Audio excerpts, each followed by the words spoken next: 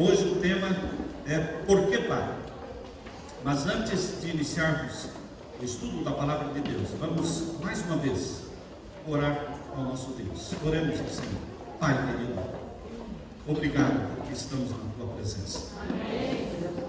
Obrigado pela presença do Espírito Santo.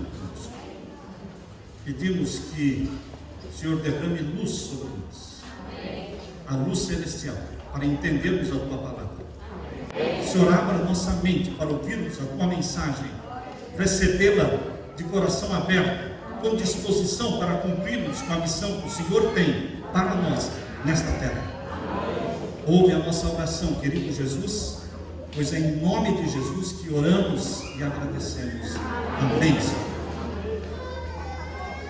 Quando você começa a estudar a Palavra de Deus, você faz muitas perguntas na sua mente.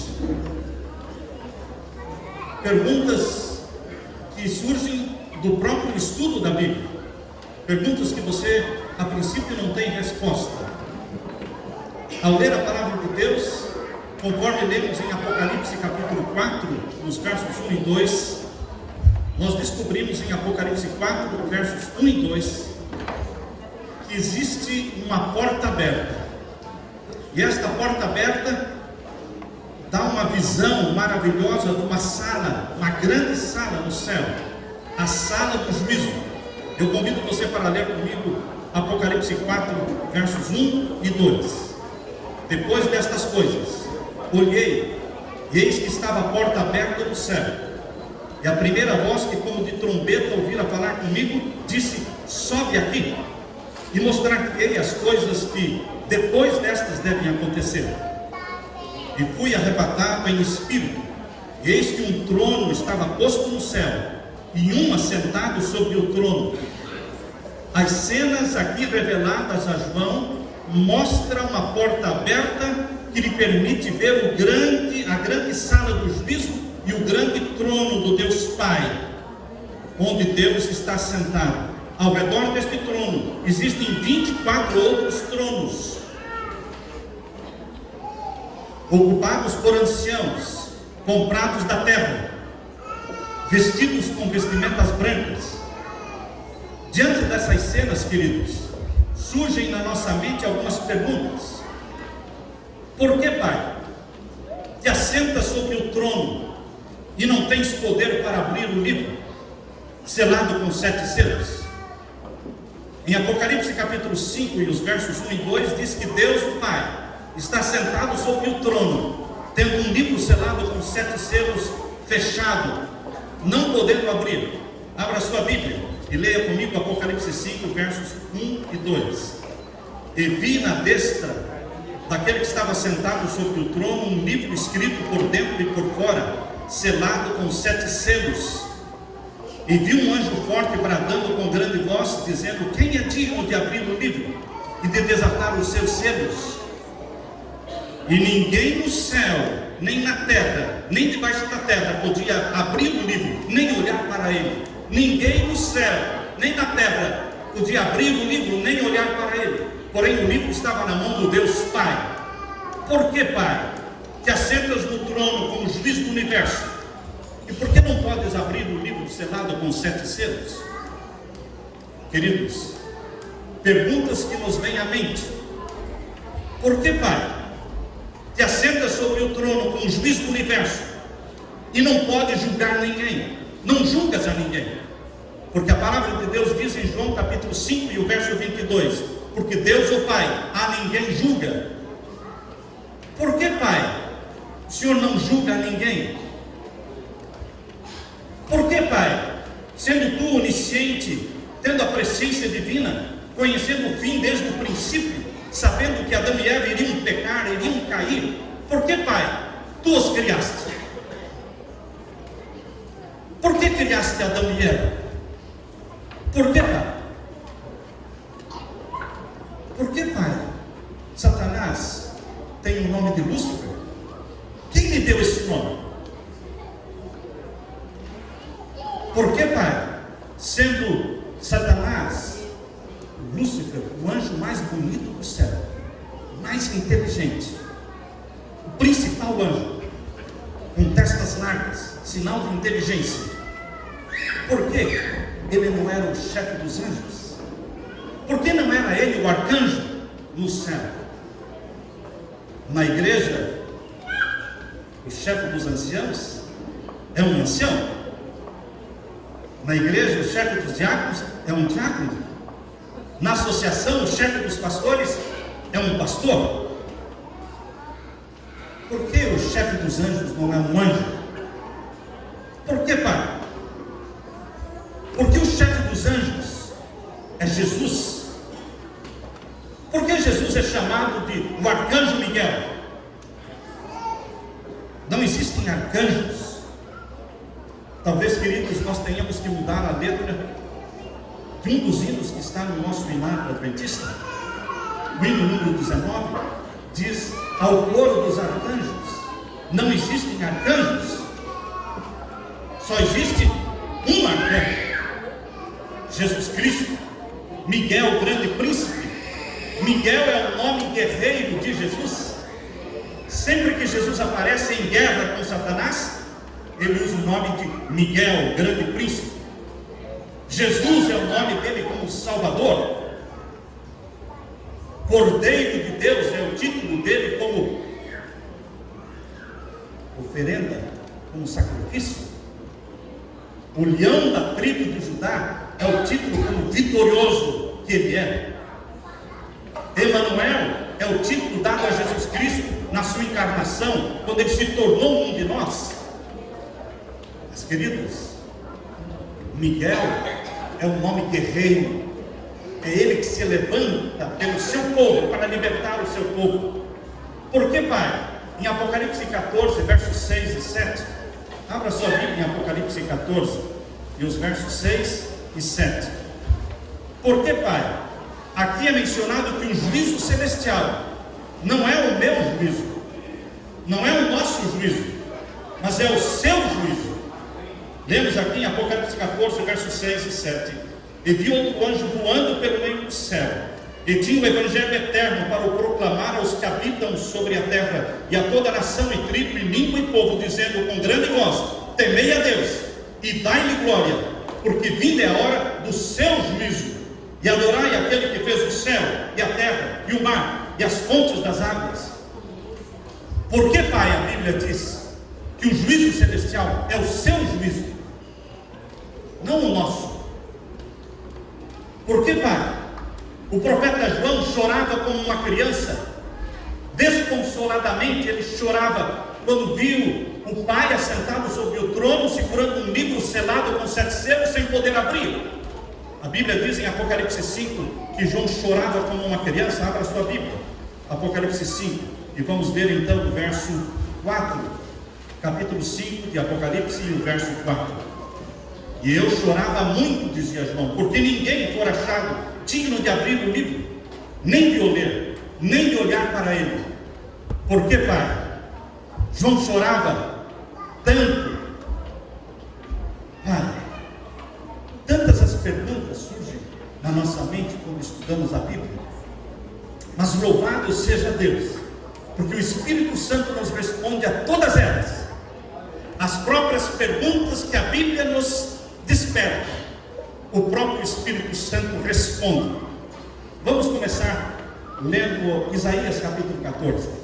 O capítulo 14 de Isaías é um capítulo muito esclarecedor, é um capítulo profético, é um capítulo que descreve cenas que vão a um período anterior à criação de Adão e Eva, a um período anterior à criação do planeta Terra. Isaías capítulo 14 está falando do rei de Babilônia como símbolo de Satanás. A partir do verso 12 nós lemos: como caíste do céu, ó estrela da manhã, filha da alva, como foste lançado por terra, tu que debilitavas as nações, tu que dizias no teu coração: eu subirei acima das estrelas, eu subirei ao céu, exaltarei o meu trono, e no monte santo da congregação me assentarei, da banda dos lados do norte. Subirei acima das mais altas nuvens e serei semelhante ao Altíssimo. Queridos, quando vocês estiverem lendo Isaías capítulo 14, versos 12 a 14, lembrem-se que quem está conversando com Satanás, quem está fazendo as perguntas a Satanás: como caíste do céu, ó estrela da manhã? Quem está falando com Satanás é Jesus, o Deus Filho. A verdadeira estrela da manhã está perguntando para a falsa estrela da manhã: como caíste do céu, ó estrela da manhã? É uma pergunta jocosa. É como se você trabalhasse num banco e fosse o gerente do banco. Existisse alguém ali, um contador ou subgerente, que estivesse trabalhando por trás, fazendo uma campanha por trás para derrubá-lo. E finalmente ele é descoberto e ele é demitido. E então você, o gerente do banco, chega para ele, coloca a mão no ombro e diz: e daí, gerente do banco? E daí, seu gerente? É assim que Jesus se dirige a Satanás. E daí, estrela da manhã? Tu que dizias no teu coração: eu sou a estrela da manhã, eu subirei acima das estrelas. Estrelas na Bíblia significam anjos. Ele queria colocar o seu trono acima dos anjos. Ele queria ser Deus. Por isso, queridos, entendam que é a verdadeira estrela da manhã quem está conversando com Satanás. O livro do Apocalipse, capítulo 22, no verso 16, faz uma declaração surpreendente. É o próprio Jesus falando. Apocalipse 22 e o verso 16. Abra sua Bíblia. Apocalipse capítulo 22 e o verso 16. Jesus fala: eu, Jesus, enviei o meu anjo para vos testificar estas coisas nas igrejas. Eu, Jesus, enviei o meu anjo para que falem isso, para que proclamem isso. E o que é que Jesus Cristo queria? Que fosse proclamado e revelado ao mundo. Ele continua: que eu sou a raiz e a geração de Davi. Eu sou a resplandecente estrela da manhã. Jesus diz: eu sou a estrela da manhã. Eu sou o pão da vida. Eu sou o que sou. O grande eu sou. Ele é a estrela da manhã. E foi ele que se aproximou de Satanás e disse: como caíste do céu, ó estrela da manhã? A declaração de Jesus prova, queridos, que Satanás almejava a posição de Jesus no céu. Ele queria ocupar a posição de comandante das hostes celestiais. E no livro Patriarcas e Profetas, na página 19, quando Deus descreve, Deus o Pai convocou um concílio no céu, convocou todos os seres celestiais, todos os anjos, e introduziu diante deles o Filho, o Deus Filho, Jesus Cristo, e notificou-os, esclareceu diante deles a verdadeira posição do Filho, como comandante das hostes celestiais. Quando ele foi assim apresentado pelo Pai, todos os anjos se curvaram e o reconheceram como soberano e comandante, o arcanjo Miguel, o chefe dos anjos. Arcanjo quer dizer chefe dos anjos. Esse é o significado da palavra arcanjo. E no meio dos anjos, Satanás também se curvou e reconheceu. Aparentemente, mas no seu coração estava o ódio contra o Pai e a inveja do Filho. Ódio contra o Pai por ter dado a posição de chefe dos anjos a Jesus, e inveja do Filho porque ele gostaria de ocupar a posição de arcanjo. Finalmente ele se tornou o chefe dos anjos, chefe dos bandidos, demônios. 1/3 dos anjos se tornaram demônios, e Satanás se tornou o chefe deles. Mas Jesus Cristo continuou sendo, é e sempre será o arcanjo Miguel, o único arcanjo celestial. Amém? A Bíblia diz que Satanás, pela primeira vez no céu, começou a disseminar dúvidas quanto ao caráter de Deus, revolta contra a lei de Deus, e o céu nunca mais foi o mesmo. E a Bíblia diz em Apocalipse capítulo 12, verso 7, houve guerra no céu. Apocalipse 12, versos 7 a 9, nós lemos: houve guerra no céu. Miguel e os seus anjos batalhavam contra o dragão. Observem que Deus não chama Satanás de Lúcifer, Deus o chama de dragão. Aliás, você já encontrou a palavra Lúcifer na Bíblia? Ela não existe. De onde veio a palavra, o nome Lúcifer? Ele não existe na Bíblia. Lúcifer é um nome que vem da expressão estrela da manhã. Quer dizer portador de glória, portador de luz. Ele queria ser o portador de glória e o portador de luz, e ele se tornou o anjo do abismo, o rei das trevas.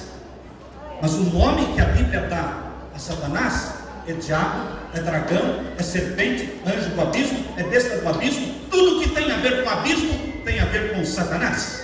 É o inimigo de Deus. A Bíblia diz que houve guerra no céu. Miguel e os seus anjos batalhavam contra o dragão, e batalhavam o dragão e os seus anjos, mas não prevaleceram. Nem mais se achou lugar no céu para eles. E foi precipitado o grande dragão, a antiga serpente, chamado o diabo e Satanás, que engana todo o mundo. Ele foi precipitado para a terra. Então o planeta Terra já existia quando Satanás foi lançado do céu. Existia o planeta Terra, porém era abismo, porque as águas cobriam a face do abismo. A expulsão de Satanás do céu foi antes da criação de Adão e Eva. Existia o planeta, existia o sistema solar, existia a nossa galáxia, a Via Láctea. Mas a terra era sem forma e vazia, como diz em Gênesis capítulo 1, verso 2, e o Espírito de Deus pairava sobre as águas. Queridos, quando Deus criou Adão e Eva, colocou-os no jardim do Éden, também colocou a árvore do conhecimento do bem e do mal, e explicou para Adão e Eva toda a história da rebelião celestial, toda a história de quem era Satanás, e que eles, Adão e Eva, seriam tentados na árvore do conhecimento do bem e do mal. Adão e Eva não eram ingênuos, inocentes, eles conheciam a história da rebelião celestial.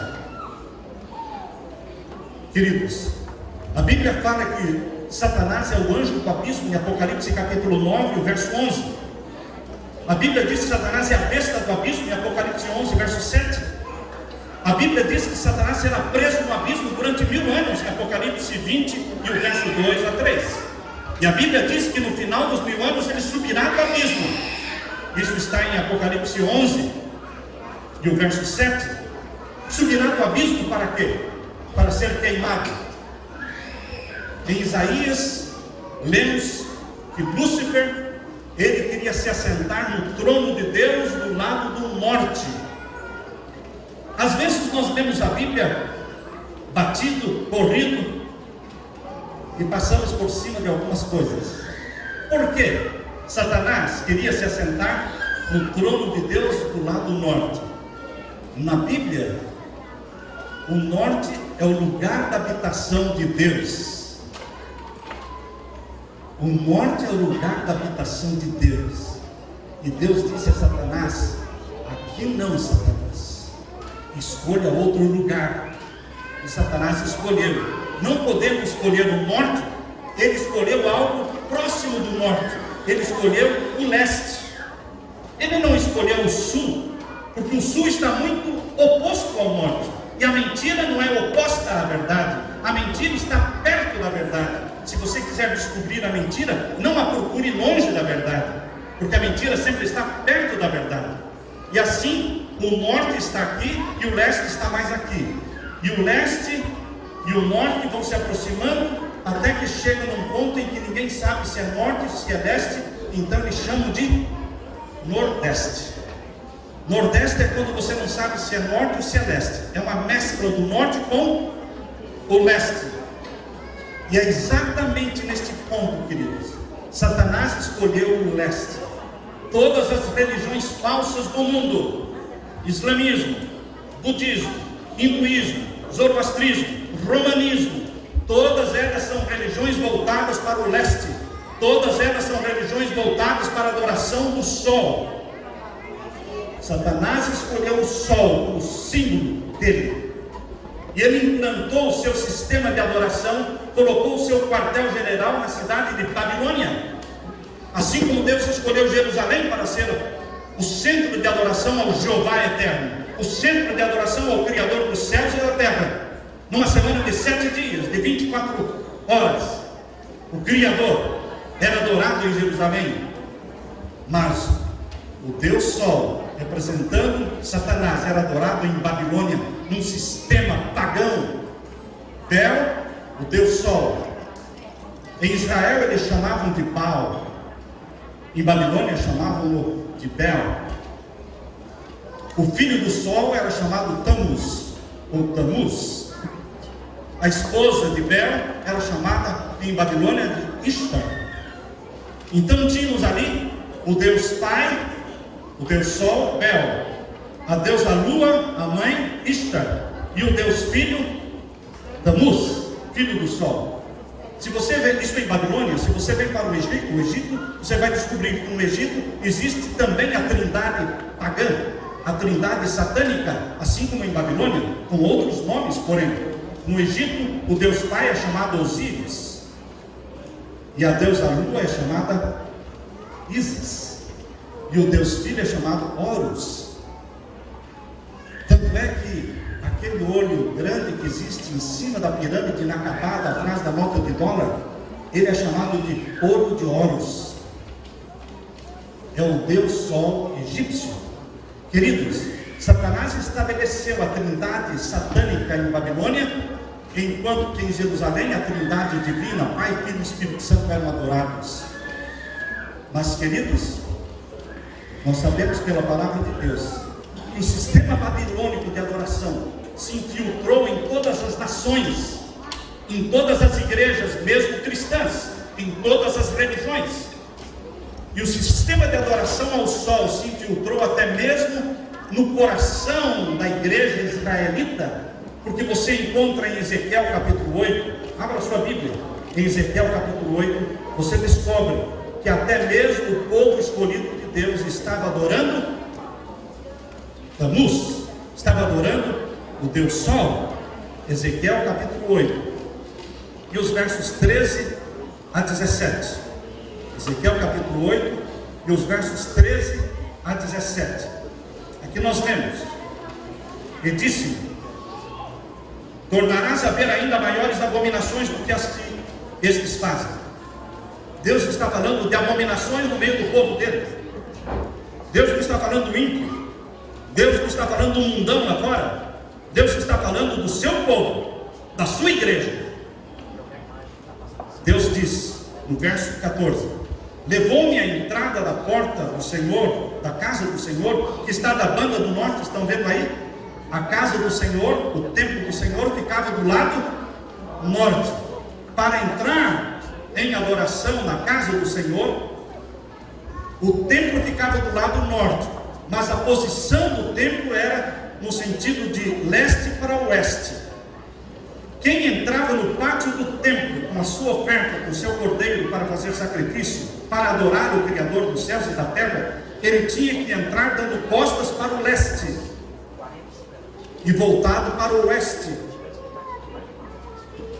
Obrigatoriamente, a adoração ao Criador dos céus e da terra exigia que se desse costas para o nascente do sol.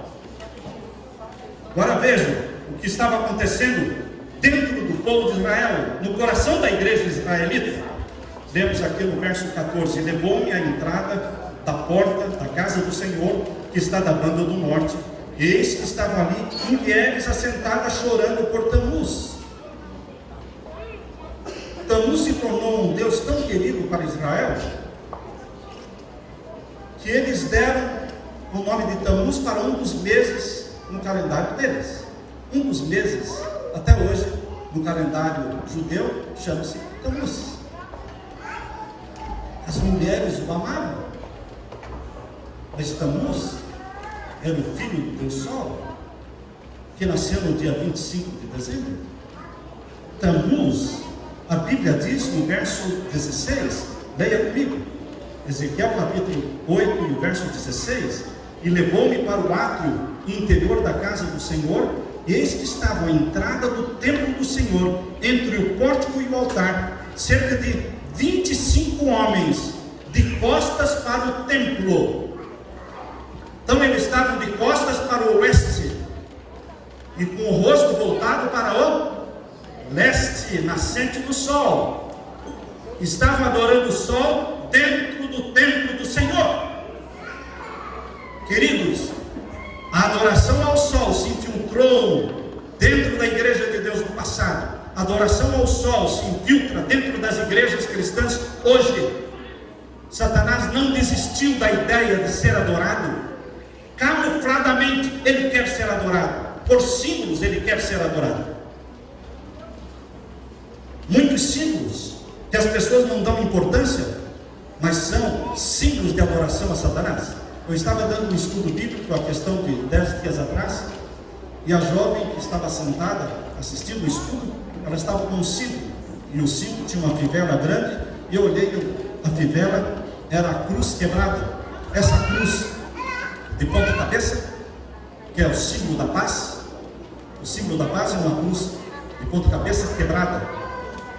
Quantos já viram esse símbolo? Eu disse para ela, esse símbolo aí é satânico. Não, esse é o símbolo da paz. É o símbolo da paz sem Jesus. É o símbolo da paz mundial sem cruz, porque quebraram a cruz. É essa paz mundial que Satanás promete. É uma paz com ele, não com Jesus. Ele quer ser adorado de qualquer forma, de qualquer jeito. Deus não quer ser adorado de qualquer forma, de qualquer jeito. Deus tem a maneira certa de ser adorado, o dia certo e os símbolos certos. Deus não quer ser adorado de qualquer jeito, de qualquer forma, em qualquer dia. Não, queridos. Deus, ele estabelece ordens. Mas Satanás camufladamente está sendo adorado, como foi no passado.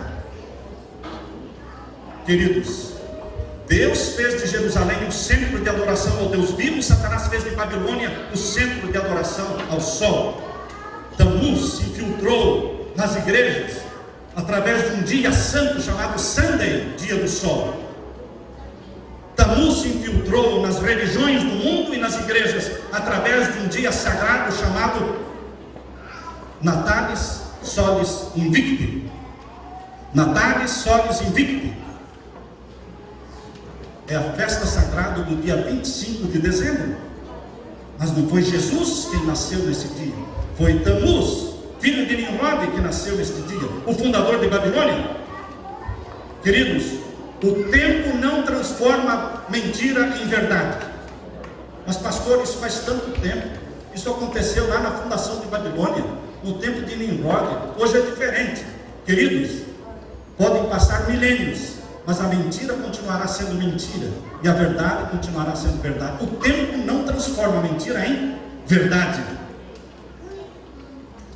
Muitas e boas razões você poderia dar para cultuar o dia do sol, para cultuar o aniversário do sol, mas é vinho de Babilônia. Quando Deus criou Adão e Eva, o pecado já existia. Satanás já tinha sido expulso do céu. Eu imagino agora Jesus Cristo dando forma ao corpo de Adão, com mais de 4 metros de altura.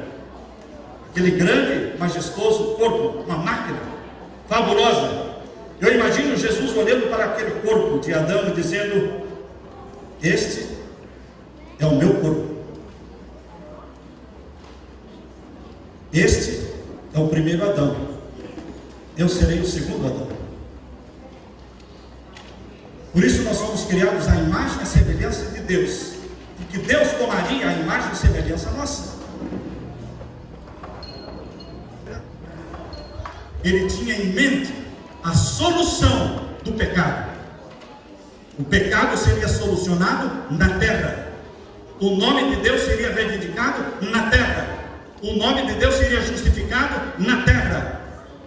A caricatura que Satanás desenhara de Deus Pai seria corrigida na terra, pela revelação de Deus em Jesus, pela revelação de Deus em você, filho de Deus, filha de Deus. O caráter de Deus seria apresentado diante do mundo da maneira correta, como um Deus de amor, de justiça e de misericórdia. Queridos, Por que, Pai? Esta é a pergunta que nós estamos fazendo. Fizemos no início do sermão.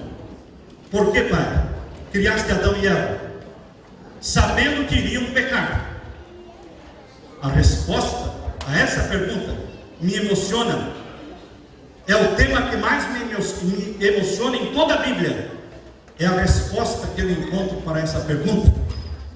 Por que, Pai, criaste Adão e Eva, sabendo que eles iriam pecar? Porque Deus conhece o fim desde o princípio. Esses dias alguém me perguntou: pastor, então quer dizer que eu fui criado para ser cobaia? Deus já sabia que eu ia pecar, Deus já sabia que nós íamos sofrer, nós fomos criados para uma experiência como cobaias? Não, meu irmão, você não foi criado para ser cobaia, você foi criado para ser filho e filha de Deus. Você foi criado com um propósito santo, um propósito sagrado: defender o Pai Celestial das acusações de Satanás, provar diante do mundo e do universo que Deus é santo e a sua lei é santa, justa e boa.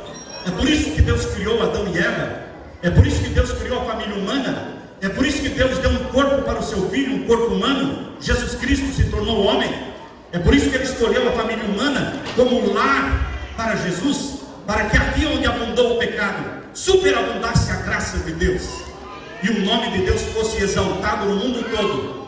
Por isso, queridos, o planeta Terra, onde abundou o pecado, será exaltado acima de todos os outros mundos que nunca caíram. E nós, seres humanos, sofridos como somos, mas que fomos escolhidos por Deus como filhos, nós seremos colocados no novo céu e na nova terra, numa posição superior à dos anjos não caídos. Superior à dos anjos não caídos. Isso está escrito no livro Filhos e Filhas de Deus, na página 242. Porque você foi chamado por Deus para ser irmão de Jesus Cristo. Os anjos não são irmãos de Jesus. Nenhum dos outros planetas criados por Deus chamam-se irmãos de Jesus. São criaturas de Deus. Mas você e eu, pelo Espírito Santo, o mesmo Espírito Santo que gerou Jesus no ventre da Virgem Maria, é o mesmo Espírito Santo que gera em você uma natureza santa, espiritual, que ama Deus e que ama guardar os seus mandamentos. E você recebe o título único, exclusivo, filho e filha do Pai Celeste. Queridos, você não foi criado para ser cobaia. Você foi criado com uma missão santa. E agora eu quero ler para vocês Apocalipse capítulo 5. Quantas vezes eu preguei e quantas vezes eu li a Bíblia toda e nunca me chamou a atenção Apocalipse capítulo 5. Nunca ouvi um sermão sobre Apocalipse 5. Mas um dia Deus deu um clique na minha mente e disse: Samuel, corta, se concentre no capítulo 5. Ellen White fala que nós deveríamos estudar atentamente o capítulo 5 de Apocalipse. Mas por quê? Porque as cenas descritas no capítulo 5 são as cenas de um Deus que está em julgamento, um Deus que tem o livro do juízo nas mãos, mas que não pode abrir o livro, porque ele foi o primeiro ser condenado no universo. Satanás o acusou diante do universo, e Deus, o Pai, não se defendeu. Mas o Filho Jesus Cristo se levantou em defesa do Pai. Sabe, queridos, que o cristão não se defende?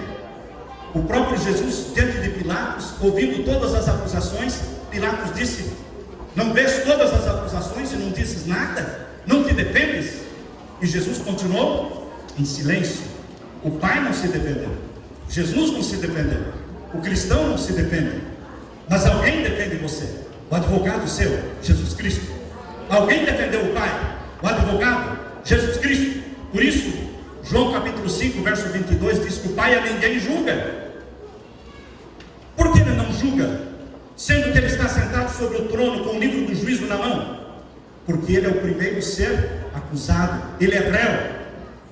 E Jesus Cristo nasceu na terra, morreu na cruz, ressuscitou deixando o túmulo aberto, a sepultura vazia, declarando: eu sou a ressurreição e a vida. Ele morreu e ressuscitou para poder abrir o livro e defender o Pai das acusações de Satanás. Mas Jesus não defende só o Pai, Ele defende a você das acusações de Satanás. Eu quero ler com vocês Apocalipse 5, verso 1 em diante. E vi na destra daquele que estava sentado sobre o trono um livro escrito por dentro e por fora, selado com 7 selos. E vi um anjo forte bradando com grande voz, dizendo: quem é digno de abrir o livro e de desatar os seus selos?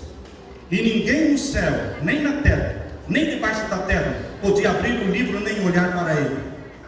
O conteúdo desse livro, meus queridos, diz respeito ao juízo celestial. No capítulo 4 você lê sobre a sala do juízo celestial, a grande sala, com o trono do Deus Pai e 24 outros tronos ao redor. É o tribunal celestial. No capítulo 5 você vê o livro do juízo celestial. E agora, queridos, João chora porque ninguém pode abrir o livro e defender o Pai. Não é um livro de histórias, mas é um livro que, quando aberto, vai reivindicar o caráter e a justiça de Deus no universo. Por isso João chorava, porque ninguém podia abrir o livro. E no verso 5 diz: e disse-me um dos anciãos, um daqueles 24 anciãos se levantou, veio até João, colocou a mão no ombro de João e disse: João, não chores, não chores. Por quê?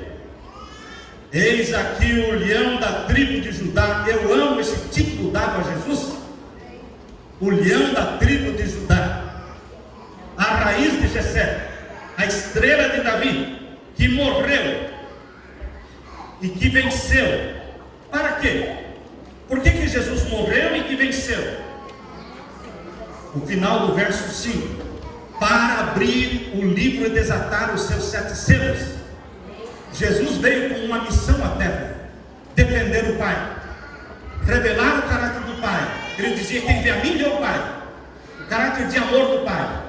Mas para ser o juiz de todo o céu, no tribunal celestial, para ser o advogado do Pai, Jesus Cristo tinha que morrer na cruz, ressuscitar, subir ao céu e ser empossado no santuário celestial, no templo celestial. No dia 22 de outubro de 1844 começou esse juízo celestial, quando Jesus Cristo entrou na presença do Pai. Verso 7, capítulo 5 e o verso 7. E ele, o leão da tribo de Judá, veio e tomou o livro da destra daquele que estava sentado sobre o trono.